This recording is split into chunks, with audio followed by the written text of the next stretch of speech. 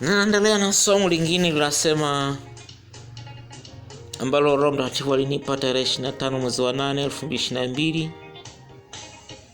Watasimamaje bila Mungu wa kweli? Ninawaandikieni watu wote mambo haya kwa jina la Yesu Kristo aliye hai. Nimeambiwa na Mungu niandike. Nimepewa niwapeni na niwapeni wengine pia. Roho Bwana anasema, nimesikia watu wengine wanasema, tunaombea watu hawa wasimame vizuri ili waendelee na kazi ya Mungu. Narudia sentensi hiyo.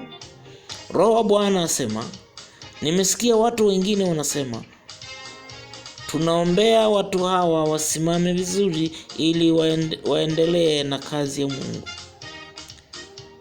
Sina habari na hao watu wasimame. Watasimamishwa na nani? Kama hawamtaki Mungu, halafu watasimamaje sasa? Kuna kosa limefanyika, ni baya sana. Wamefanya makosa makubwa sana. Wameharibu mambo mengi. Watajiamini kwamba wao wanajiamini. Hawako vizuri. Kutana na hao watu, waonye, waambie mnaonywa na Mungu, msifanye mchezo na Mungu. Ni ujumbe mfupi sana, lakini una uzito wake, kwamba Mungu ambaye macho yake huwa hayafichwi na kitu chochote, anaona watumishi wengi wameingia kumtumikia Mungu, lakini sio kwa dhamira ya kumtumikia Mungu, bali ni kwa ajili ya maslahi yao ya kimwili, na wako mbali na Mungu. Ndio maana Roho anasema, nimesikia watu wengine wanasema, tunaombea watu hao wasimame vizuri ili waendelee na kazi ya Mungu. Roho anasema, sina habari na hao watu wasimame. Wanasimamishwa na nani?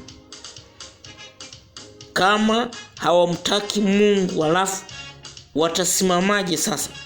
Kuna kosa limefanyika, ni baya sana. Wamefanya makosa makubwa sana.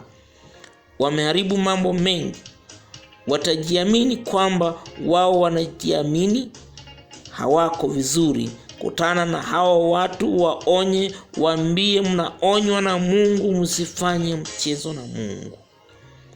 Kwa hiyo kama umeamua kumtumikia Mungu, basi umtumikie Mungu kweli kweli, sio mzaha. Haya sio maneno ya mwanadamu. Ni Mungu analiangalia kanisa kwamba lina watumishi wengi, lakini hawana Mungu ndani. Ndivyo asema Mungu mwenyewe, Mungu Baba, Mungu Mwana na Mungu Roho Mtakatifu. Asante kusikiliza somo hili.